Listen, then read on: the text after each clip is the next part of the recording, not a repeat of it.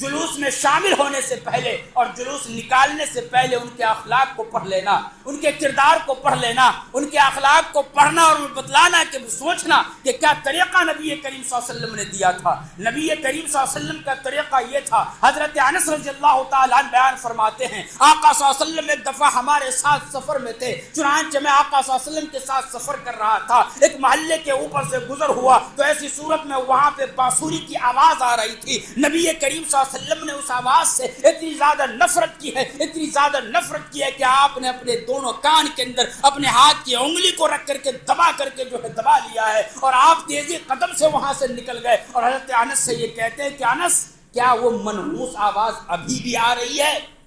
اتنا بھی آپ نے گوارا نہ کیا کہ خدا کان سے انگلی ہٹا کر کے وہ سن لے، اتنی زیادہ اس آواز سے آپ نے نفرت کا اظہار کیا ہے۔ اب میرے دوستو وہ لوگ جو جلوس کے اندر شامل ہوتے ہیں وہ گانے لگاتے ہیں، ناچتے ہیں، گاڑیوں کے اوپر بیٹھ کر کے وہ ریس کرتے ہیں اور گاڑیوں کے اندر جو بیٹھ کر کے وہ تمام طریقے کا وہ کام کرتے ہیں جو آج کل غیر مسلم نوجوان کرتے ہیں، وہی طریقہ آج مسلمان نوجوانوں نے نبی کریم صلی اللہ علیہ وسلم کے میلاد والے دن کے اوپر جلوس کے نام پہ وہ کرتے ہیں۔ اس حدیث کو اپنے نظروں کے سامنے رکھنا، خدا کی قسم اگر آج آپ نے اس طریقہ پر نبی کریم صلی اللہ علیہ وسلم کا میلاد کا دن منایا ہے تو یاد رکھیے قیامت کے دن حوض کوثر کے پاس جب آپ جائیں گے اور فرشتے یہ کہہ دیں کہ نبی کریم صلی اللہ علیہ وسلم آپ اسے حوض کوثر سے نہ پلانا، آپ ان کے نام کی شفاعت نہ کرنا، اس لیے کہ میلاد والے دن یہ آپ کے نام پہ گانے سنا کرتا تھا اور گانے سن کر کے وہ ناچا کرتا تھا اور نہ جانے کیا کیا طریقہ وہ اپنایا کرتا تھا،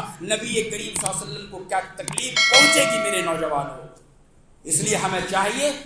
کہ آپ کو اگر جلوس نکالنا ہے میلاد النبی کے دن تو آپ جلوس شوق سے نکالیے، لیکن اس بار اس کا طریقہ کچھ الگ ہونا چاہیے۔ جلوس نکالنا ہے، طریقہ الگ ہونا چاہیے۔ میں آپ کو ایک طریقہ بتلاتا ہوں، انشاءاللہ آپ سب اس کے اوپر عمل کرنے کی کوشش کیجیے۔ آپ فجر کی نماز کے لیے اٹھیے، اپنے گھر والوں کو اٹھائیے، بیویوں کو اور اپنے گھر میں اور ماں بہنوں کو ان کے اپنے گھر میں نماز پڑھنے کا حکم دیجیے کہ فجر کی نماز آپ کو پڑھنا ہے۔ اپنے بچوں کو لے کر کے گھر سے باہر نکلیے، راستے میں جتنے بھی مسلمانوں کے گھر آئے سبوں کو اٹھائیے اور کہیے کہ نبی کریم صلی اللہ علیہ وسلم کا میلاد والا دن ہے، فجر کا وقت ہے، آؤ جلوس نکال ہے، اور یہ جلوس مسجد تک جائے گی، محلے کی مسجد تک جائے گی۔ پھر اپنے گھر کے اندر درود شریف کی محفل لگائیے، نبی کریم صلی اللہ علیہ وسلم کے اوپر اس دن درود پڑھیے، کثرت سے درود پڑھیے، جتنا کثرت سے آپ درود پڑھیں گے نبی کریم صلی اللہ علیہ وسلم کے روضہ اقدس میں آپ کا نام آپ کے والد کے نام کے ساتھ پیش کیا جائے گا۔ پھر نبی کریم صلی اللہ علیہ وسلم اللہ پاک سے دعا کریں گے کہ یا اللہ آپ کا فلاں بندہ جن کے باپ کا نام یہ ہے، ہمارے پاس جو ہے درود کا تحفہ آیا ہے، اگر یہ بندہ کسی مصیبت میں مبتلا ہو